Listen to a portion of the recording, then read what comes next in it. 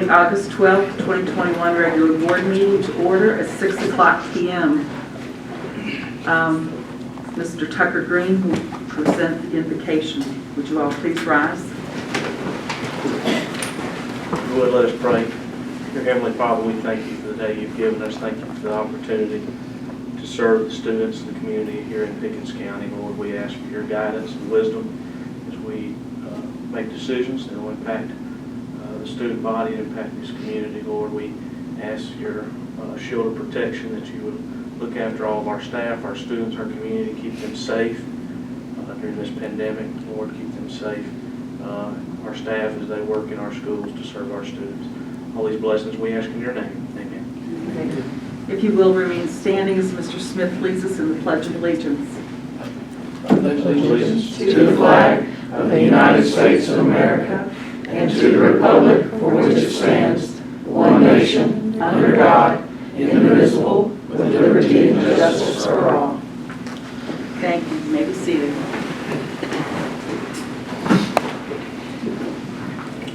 Mr. Young, do you have any amendments for the agenda? I do not, Madam Chair.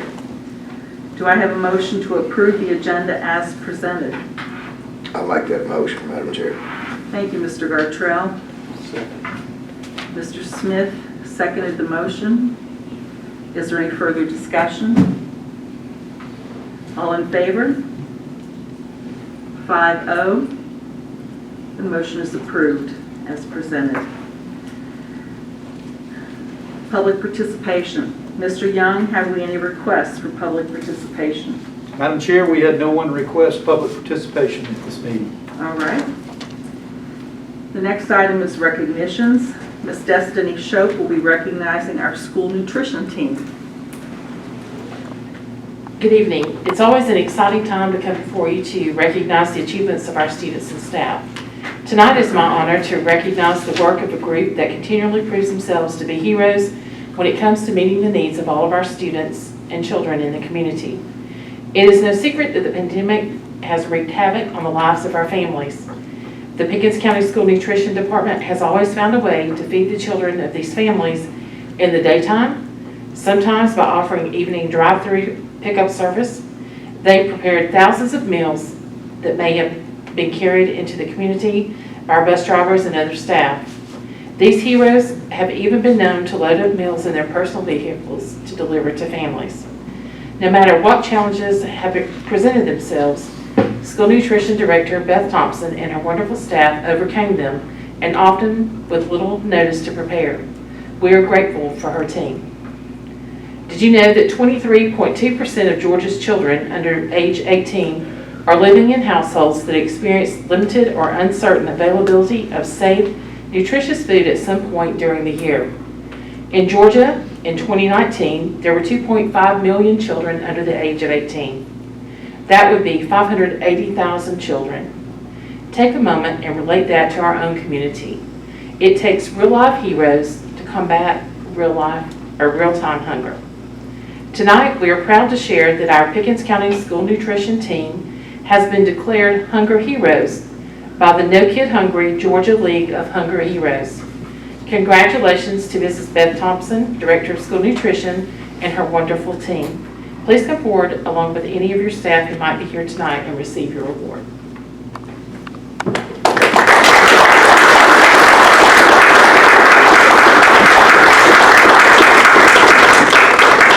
Thank you. Oh my goodness. Okay. Hashtag Hunger Hero. Cool. And here's a certificate for you. I didn't know this was really a thing. Yeah. When I saw that, I didn't know it was. Come on up, Beth. Let's get your picture with the board there. No, let's try not to get too close. My staff is all probably in bed right now, just saying. I'll tell you what, we're so glad to have kids back in the building, but it is just, we're feeding everybody. As principals can attest, the cafeterias are really, really busy. And my biggest fear right now is we don't run out of food, because our vendors, we keep getting shorted stuff. Like today, we're supposed to get 40 cases of peanut butter and jelly sandwiches in. We got 0. And and I don't have the bread and the peanut butter and jelly to just turn around and make sandwiches. So we gotta regroup and figure out some things. So But anyway, they've been working really, really hard, so on behalf of all of them, I'll be sure to share this award with them, so thank you very much. So if our local grocery stores don't have those items, you know. Yeah, we rated them. We can pull that Hunger Hero sign that. Oh, but hashtag. Yeah. So we can get that later. Okay, here we go. No. Wasn't worth a try.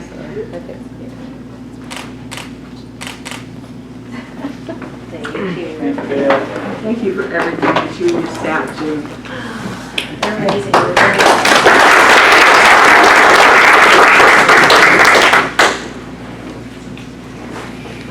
Thank you so much, Ms. Beck. All right, the next item is Superintendent Reports. Thank you, Madam Chair. We'll start with our financial update from our CFO, Ms. Amy Smith. Thank you, Mr. Young. And I'm just going to put a plug in. Beth and her crew do an excellent job. She not only feeds all the kids and the staff, she's very good with her money, which I very much appreciate. And just one more plug, she's one of the only systems, we're one of the only systems in the state of Georgia who does not have to support from general fund, any monies from general fund to help the food service department. They are self-sustaining, and that's awesome. So thank you, Beth. You know I love you.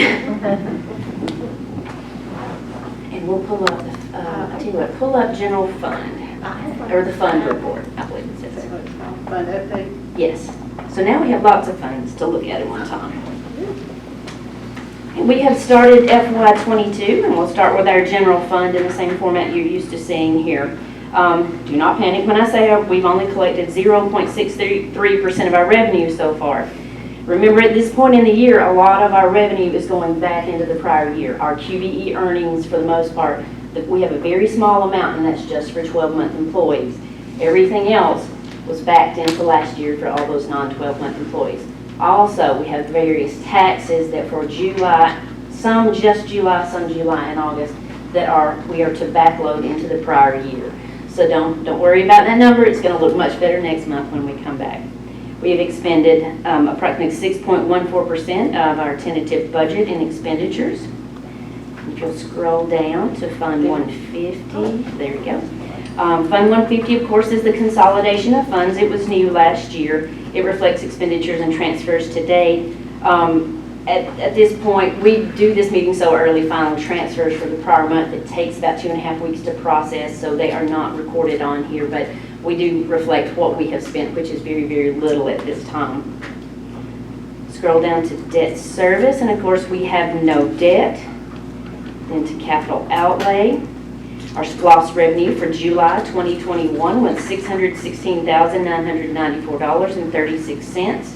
Interest earned was $3,307.12. Expenditures totaled $9,540.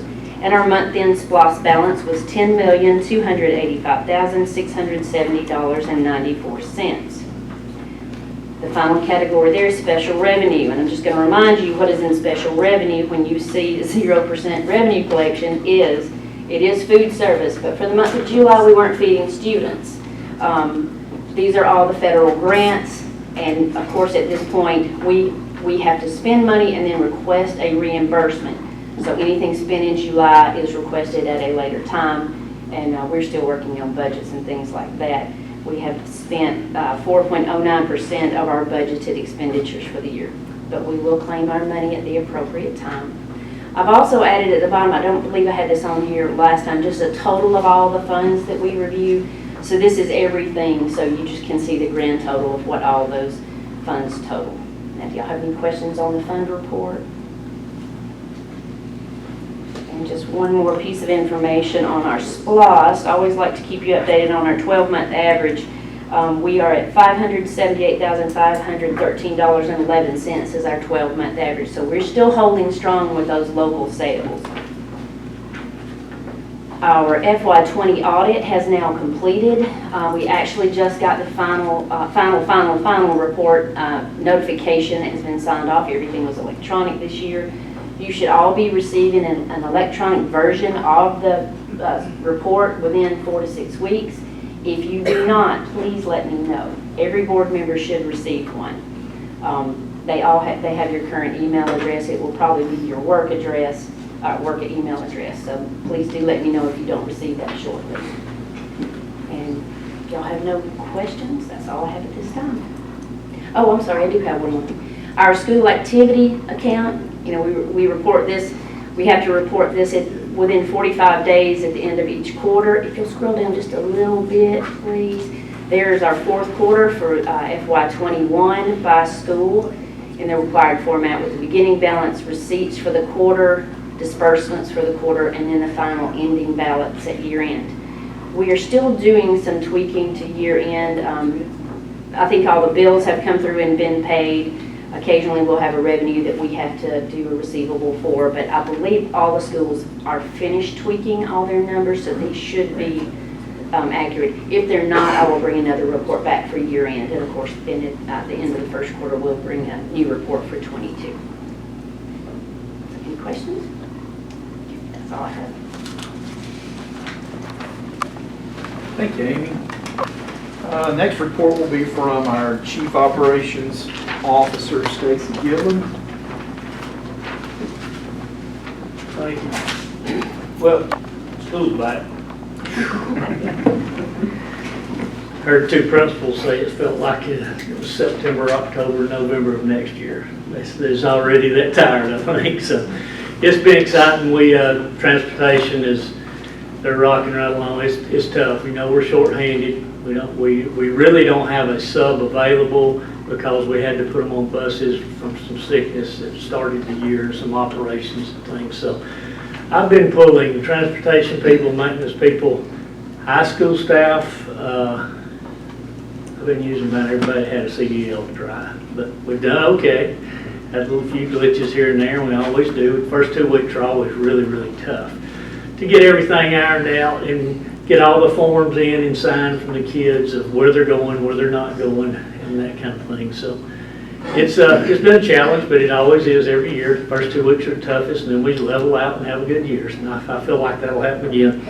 Maintenance, busy as ever. People are in the buildings now, so they're needing little things done every day. It takes a little time to catch up with all the teachers and the little requests, but we're working on it. We're getting there. We try to prioritize that a little bit, but they're doing a good job. The team's working good together. I mean, they're jumping in and helping each other, so I appreciate that. School nutrition, you heard best accolades again, like always, but something no one ever says about her is she's out there serving the kids too. She goes every day and subs or does something, it seems like, in some kitchen, some form or fashion. She's feet on the ground, serving meals, cooking meals, doing whatever she has to do. We couldn't do it without her, so I really appreciate it.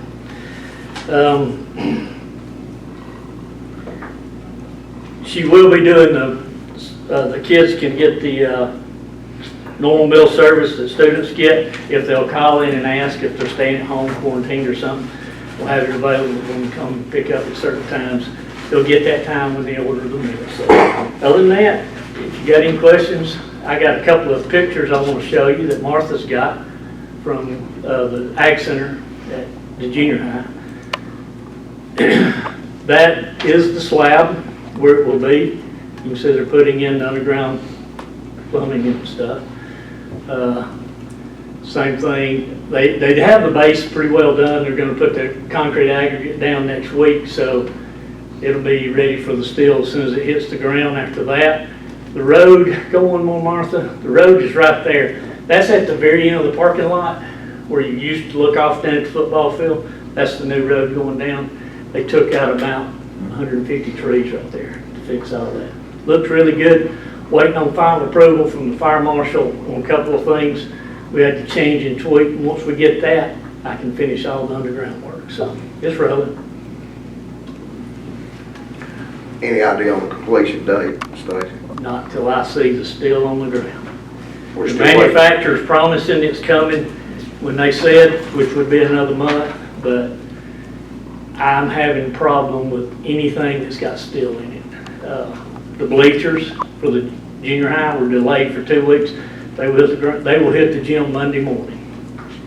And it should take them about a week to install them. So anything that's got steel or plastic or concrete in it, we're having a hard time getting it. It's really, really hard. Concrete's 3 weeks out. anything you pull. Are we already looking ahead, Stacy, to anticipate some of these problems so the high school facility doesn't get behind? any Well, more than it's possible? we're just ready to bid. We're waiting on the final drawings to bid, so we're on track with that, but I can't guarantee product delivery anywhere. Nobody can right now. Other than the fact that we're on schedule to bid it in October, we should be dead on. If I can get the product, that's the key. Everybody's having this problem.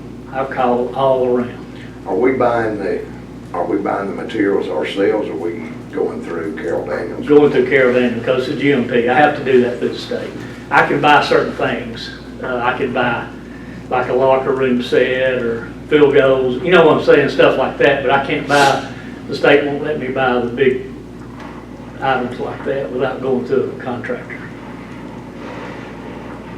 Anything like lockers or bleachers or something like that I can buy in-house to save the tax, we do that.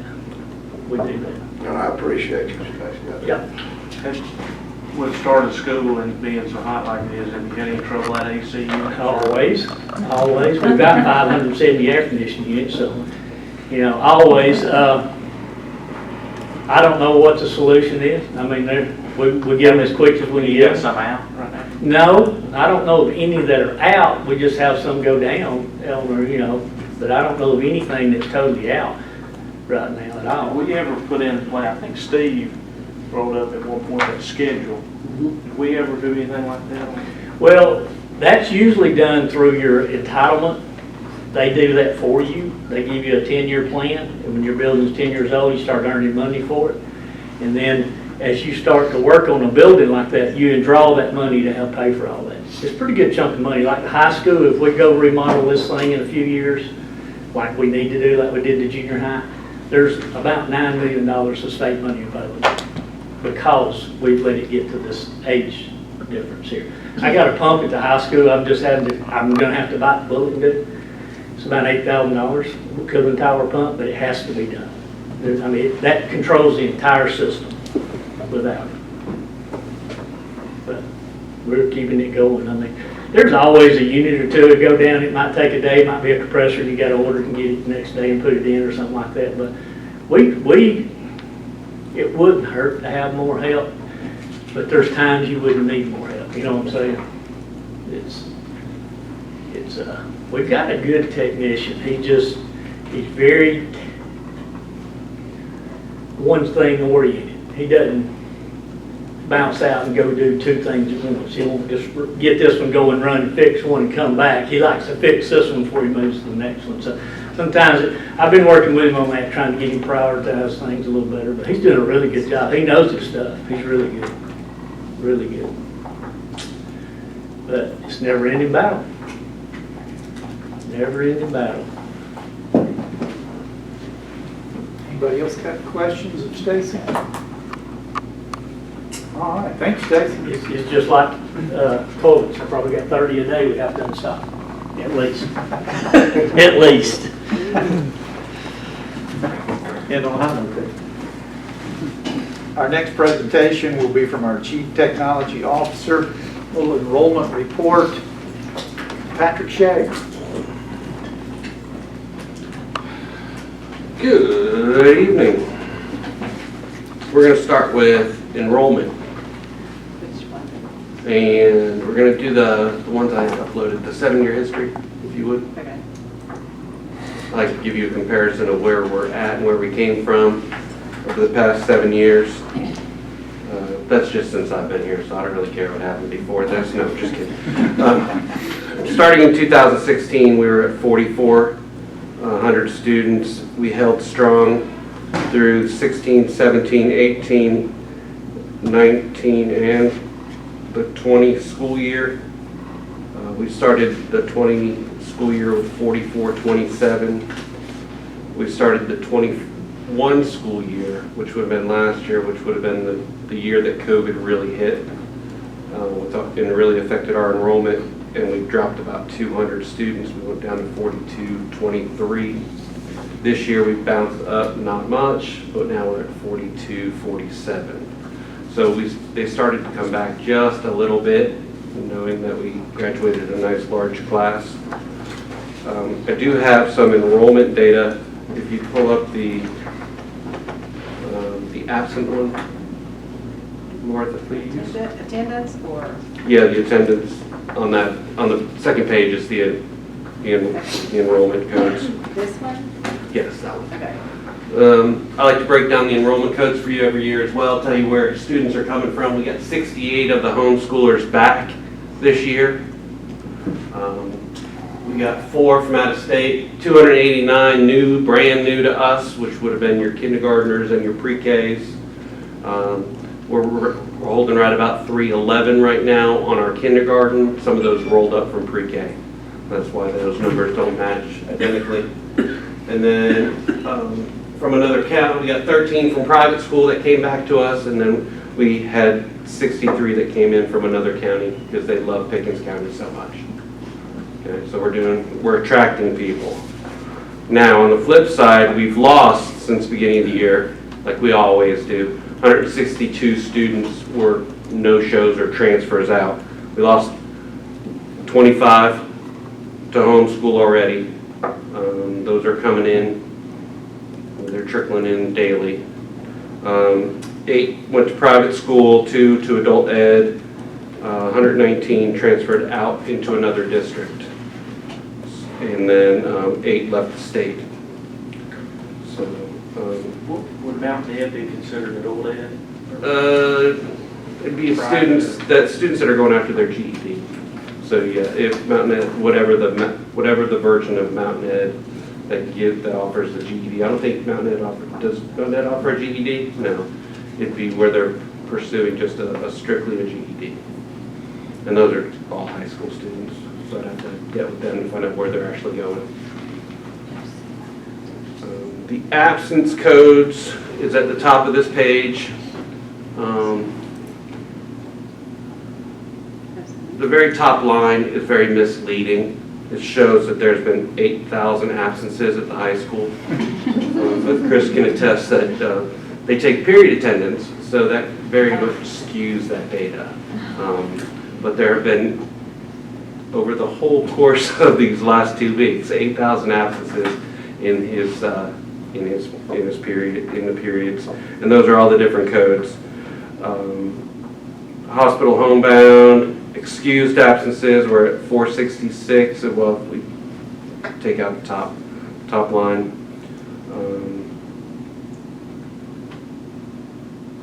There's just been quite a bit. Now the bottom number, I kind of broke it out a little bit better for you at the bottom chart. This broke it out, and I helped Mr. Wallace a little bit here, and he can tell me if I'm wrong or not. I took his, divided it by the number of periods in a day, the number of days we've been in, so he runs about 200 students a day, about, on average, that are being absent right now. Elementary schools, 54 at Harmony, 39, this is an aggregate over the last 9 days. 39 at Hill City, 41 at Tate, 61 at JMS, and 48 at PJ. So that's an average of the last 9 days of how the attendance has been going. I did run the numbers today, and I didn't include it because I waited till the end of the day, of our overall attendance throughout the district. We have been steadily increasing, but nothing too dramatic at this point in time. Monday we had 105 absences. Today we had 200. Sounds like a lot. But when you look at PJ, that's 50 students today. That's 25 per grade level. That's not even a whole classroom. So spread that over all the number of students that are in there. You're talking 300 plus 7th graders, 300 plus 8th graders, so 25 students is not dramatic. But we are keeping an eye on it. I know Ms. Smith is watching the numbers, working with all the COVID people. We're doing all of our contact tracing. Though they sound bad, they haven't spiked out of control at this point in We do have some pockets out there, and I'm sure Ms. Smith will talk about that, but overall, we're doing well. Do we have some numbers in comparison to this last chart that would be like an average for pre-COVID, like 2019, a daily average, just to see, to compare what the difference would be? I could run those, I'll provide those to Mr. Young, he can share those out. I'll do the last couple of years. We can't really do last year because we had students that were virtual, so their attendance was a wash, in the building, out of the building, in the building, out of the building, bouncing back and forth. So we'd have to go back at least to 2019. Or we'd have to stop March of 2020. Well, so 2019 would just give us a clear, probably clear. I'll pull the first month of 2019, just to show how we started that year. And I'll provide that to Mr. Gilleland. Other questions? We were worried about the kindergarten numbers, whether or not they were actually going to enroll and show up. They did. Of course, many waited to the last minute. We had a lot of parents that showed up at open house or wanted to show up at open house and hadn't completed all their enrollment stuff. The online system does work, but getting them to do the follow-up was a struggle. They filled out their enrollment form but did not provide us any proofs. They couldn't prove that they lived in the county, no birth certificate. There are a few things that we have to have in order to let a student start. One, we got to know how old they are. And that's a big one, and they have to be able to prove that they can live in Pickens County. The other stuff we can pretty much give them a waiver on, but we need to know how old the student is to make sure we place them correctly. And with the laws in Georgia, we want to make sure that they actually live in Pickens County. We don't want to be educating students from other districts and letting them get credit for it. So, questions? How about pre-K? Did we fill pre-K and have Pre-K filled up. Pre-K filled up. We do have a waiting list on that. We always fill it up and we always start with a waiting list, but by the time we fill the classes at the beginning to the time school starts, sometimes that waiting list gets wiped out and a whole new one gets started. So there's always plenty of students out there that are willing to fill those positions. Any idea what the waiting list is? How many? We normally average about 6 once school gets started. With all of the paras and teachers and all those extra people, they take up spots as well for those students. But we try to share our lists with Head Start and Country Kids. Those are the other 2 Head Start or the other 2 pre-K programs in the county. So we kind of make sure that if we can't fit them in, students will be in served somewhere else. And they share their list with us as well. So if we're looking for a student and they've got 1 or 2 on the waiting list, then we'll take those from them. We'll take those off their hand for them. So, the negative for us, and it's negative, but it's the state, is our only pre-K is out on the west end. So students that live down in Marble Hill, aren't necessarily going to go all the way up. We'll provide the busing and everything, but they won't necessarily go all the way to Hill City. They'll choose Head Start down in the Tate area, or even Country Kids here in town. So demographically, we struggle a little bit with that, but we don't normally have a problem filling all the spots. Other questions? Nope. All right. Thank you for your support. Thanks, Patrick. One last report, Nurse Smith is going to give us a COVID status report. Talk to you a little bit about our situation there. Thank you, Nurse Smith. Yes, good evening. So we were hoping to open this school year pre-pandemic operations under the guidance of the governor's office. On July 26th, when our staff returned, we had 8 positive COVID cases reported to us in the district. By the time the students returned on August 2nd, we had 21 positive cases. So in that time, we moved from a moderate level of spread of this infection to a high and substantial and high level of spread. So we knew that we had to increase our strategies and for the best interest of the kids. And so we did release new guidelines this week, and they are posted on our webpage. You may have seen those, and it outlines what the parents can expect when their child visits a school clinic, just so that it's clear. If a child comes to a school clinic, and by the way, in our school district, we have a licensed nurse in every school, which I know you know that, but I'm just very proud that you guys see the value and benefit of child health and how we can work together to help remove the barriers to education. And the school nurses are here to support the education by helping to remove those barriers. And they're seeing these kids in the clinic. And by the way, this school year is tougher than last year. And the reason is because last year people were afraid to go to the hospital. They were afraid to go to the school clinics. This year they're not. So we're seeing flu season heights of clinic visits amidst a high and spiking COVID cases. So our nurses, just like many of the school staff, are working extremely hard. They're doing a wonderful job. And so when they have a student come to the clinic with significant COVID-like symptoms, cough, fever, shortness of breath, or loss of taste and smell, and now the Delta variant is affecting hearing. We haven't had any reports in our clinics about loss of hearing, but our nurses are in tune to that and will be monitoring that when the students come in with a significant COVID-like complaint.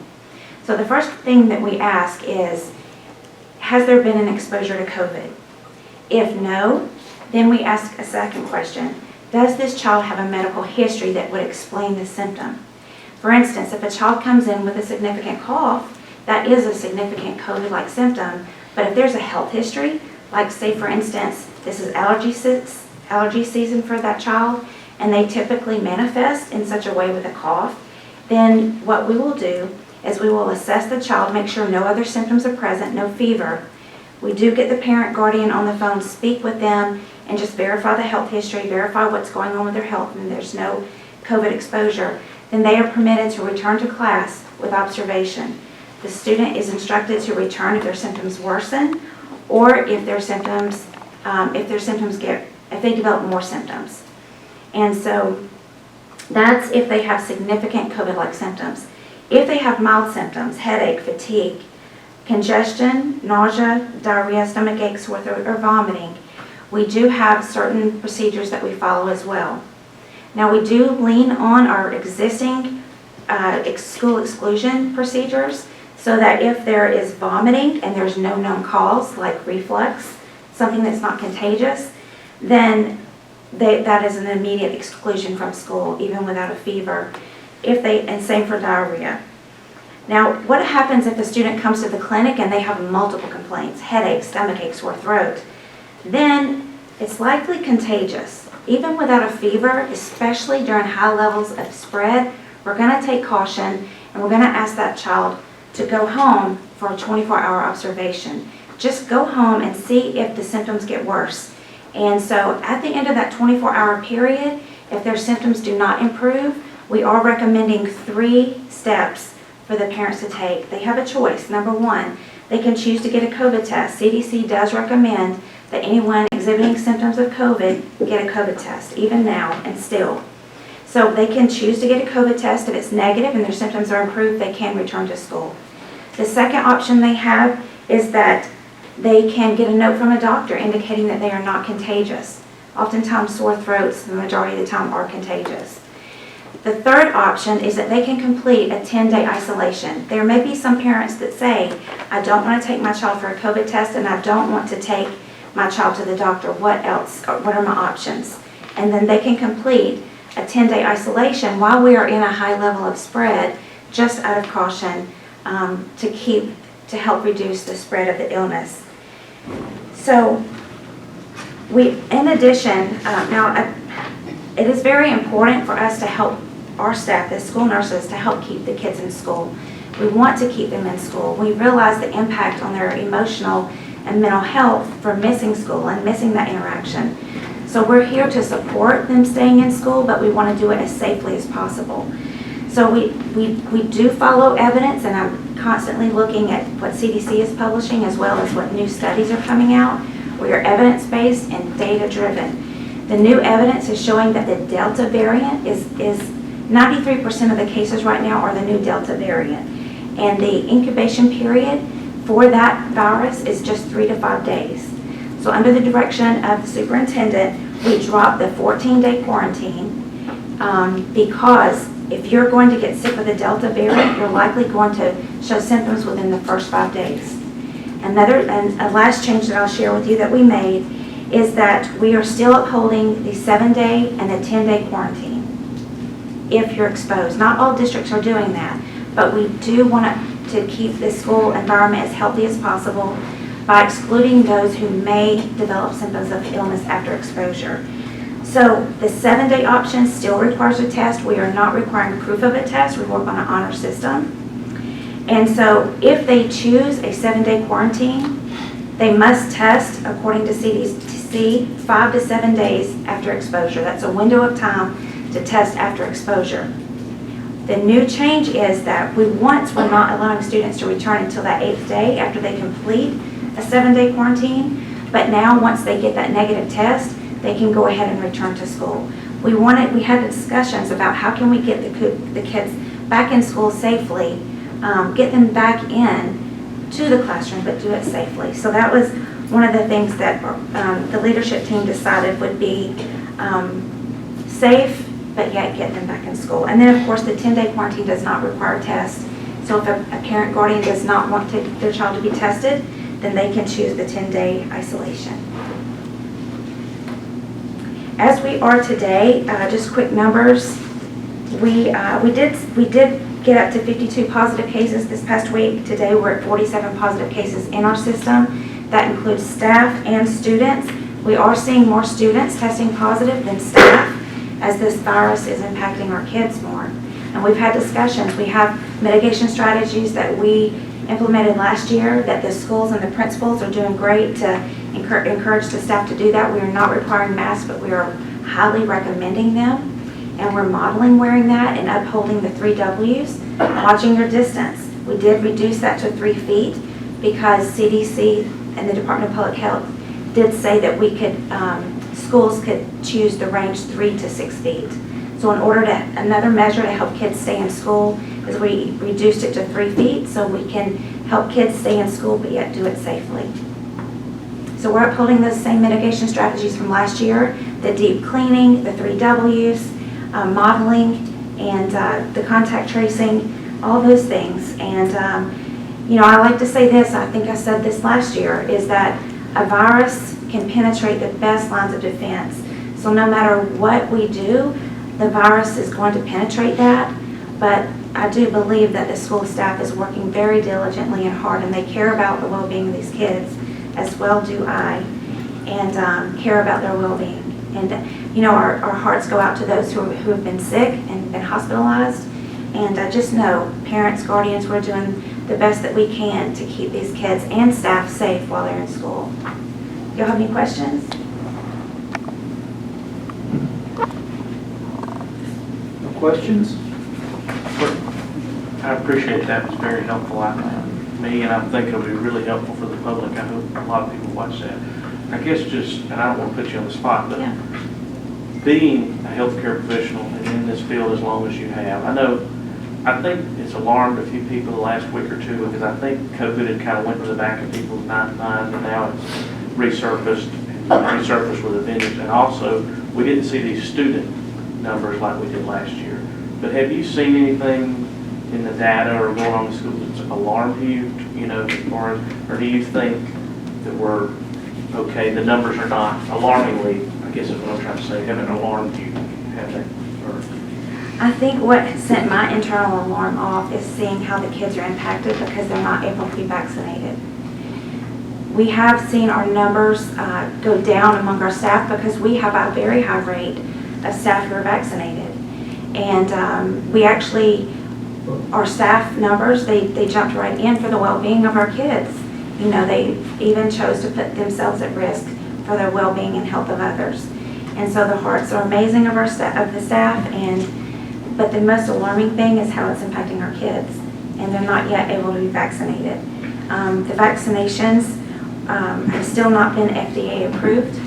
It is believed that some studies are showing that if you're in childbearing years, that it's not recommended, but everyone is encouraged, and I do support that everyone be vaccinated. I've been vaccinated, and so, and you just have to make the decision based on the information. Make sure you're getting credible information and not hearsay, but look at the research and then make the decision for what's right for you and for your child. I did hear a report from CDC that they expect vaccinations to be available by the end of fall for children. And we will likely partner. I'll consult the superintendent and you guys to determine like what will partnership look like with the Department of Public Health.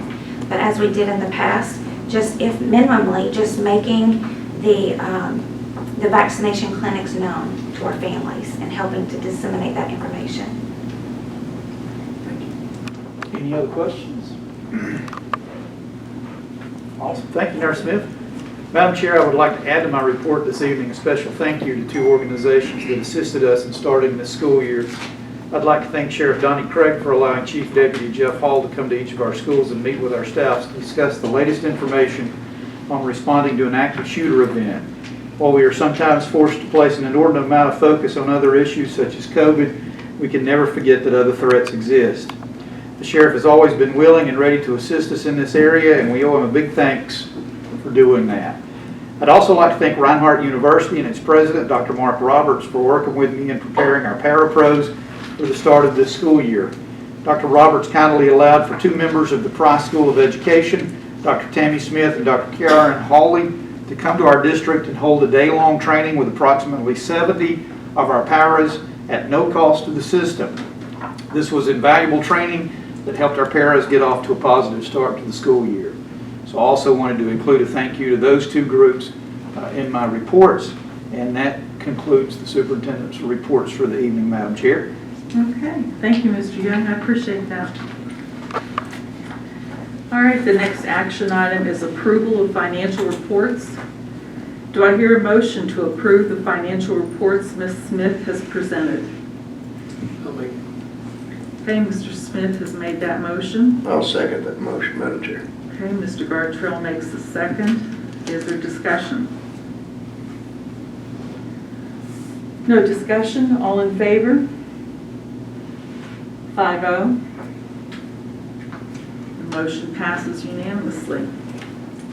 The next item is approval of the personnel action report. Do I hear a motion to approve the PAR as presented?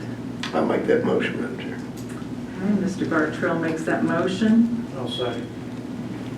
Mr. Holland makes that second. Is there any discussion?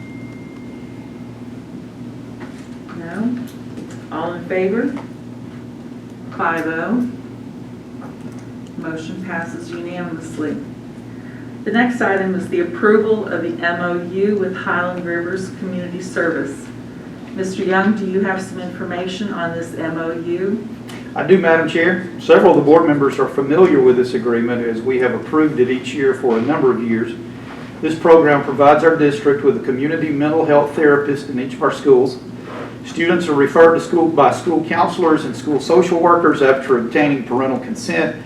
The therapist meets with both the student and family for an initial assessment in order to begin services. Each school then provides a space for Highland River staff to complete these services. The therapist coordinates appropriate times for students to participate in therapy sessions throughout the school week. This is a vital resource for families in our district at no cost to the system, and I'm asking for board approval of this MOU this evening, Madam Chair. All right, do I have a motion to approve the MOU with Highland Rivers Community Service Board as presented? Motion. Okay. Mr. Green has made that motion. Do I have a second? I'll second. Mr. Holland makes that second. Is there any discussion? All in favor? Vote is 5-0. The motion passes unanimously. The next item is the approval of the request to place the policy GBIA out for public review. Mr. Young, would you explain what this policy request is, please? Yes, ma'am. I'm asking for tentative approval of a new policy tonight, which will be policy GBIA, titled Teacher Evaluation Appeals. This new policy will align us with the latest legal guidance from the state so that full-time, full-contract teachers may appeal summative performance ratings of unsatisfactory or ineffective procedural deficiencies on the part of the school system in conducting an evaluation, as well as job performance. GSBA and our board attorney have given us guidance on the wording of this new policy, so I am asking tonight for its tentative approval. All right. Motion to place policy GBIA out for public review. May I have a motion for that? I'll make it. Okay, Mr. Smith. Would someone like to make a second? All right, I'll make, Mr. Holland will make that second. Is there any discussion? Is this a recommendation from GSBA? Now, this is new state law, came into effect in July, that allows teachers to appeal that summative. Any other discussion? Okay. All in favor? 5-0. The motion passes unanimously. Next item is approval of request to place policy GAE out for public review. Would you please give us some information on policy GAE, Mr. Young? I would, Madam Chair, and I hope I don't confuse everybody. Policy GAE, titled Complaints and Grievances, is an existing policy. It will now have to be modified so that it does not conflict with our new policy GBIA. This also is based on guidance from GSBA, a lot of acronyms there, but we will need to strike a sentence from policy GAE which excludes procedural deficiencies on the part of the school system in conducting an evaluation from this policy. Because you notice that GBIA allowed a complaint based on a procedural, so we have to strike that language from policy GAE. The remainder of policy GAE on complaints and grievances will need to remain in force, and so I'm asking for tentative approval of this striking of that one sentence from GAE so that they are both consistent with each other. All right, thank you very much. May I have a motion to place policy GAE out for public review? I'll make that motion. All right, thank you, Mr. Gartrell. Mr. Smith has made a second for that motion. Is there any discussion? All in favor? 5-0. The motion passes unanimously. The next item is approval of minutes. The approval is requested for the minutes of the July 8th, 2021 called board meeting, district budget hearing that was at 5 p.m. July 8th, 2021 regular board meeting held at 6 p.m. July 19th, 2021 called board meeting, budget public hearing at 6 p.m. The July 29th, 2021 called board meeting at 1 p.m. May I have a motion to approve those minutes? So moved. Okay, Mr. Green. Second. Mr. Smith seconded that motion. Is there any discussion? All in favor? 5-0. That motion has been approved. Tentative approval of the 2021 millage rate is the next item on our agenda. Mr. Young, do you and/or Ms. Smith have some information on this request? I do, Madam Chair. Tonight I'm prepared to ask the board to tentatively approve the millage rate this evening. First, I want to commend the board for its leadership in the process of creating a strong budget that will not only give our teachers the resources that they need to effectively teach, but that also recognizes the contributions of our non-certified staff to the district through the pay increases that were approved by the board. It took vision on the part of this board to get these things done. Thanks to the hard work of district staff, including Ms. Smith, as well as the leadership of this board and boards before it, we have placed ourselves in an enviable position. And it is rare, Madam Chair, that you will hear me say that a Board of Education member is in an enviable position. But this board is. Tonight I'm asking for tentative approval of a millage rate of 14.3, which is a decrease of 0.53 mills from the previous year's rate of 14.83. That is over a half mil less than in last year's budget. And that's what I'm asking for the board to approve this evening, Madam Chair. It leaves us in very good shape financially. We have a very good budget for this coming year, and so that's what I'm asking. All right. May I have a motion to tentatively approve the 2021 millage rate of 14.3 mills? I'll make it. Mr. Smith makes that motion. Second. Who made the second? Mr. Green? Is there any discussion? Mr. Young, can you give us some information on how, explain to the public how we were able to bring down that millage rate? Some of the budget items that went into that? I can, Madam Chair, and Ms. Smith, you might want to help me with that. We had virtually a budget that was neutral in growth.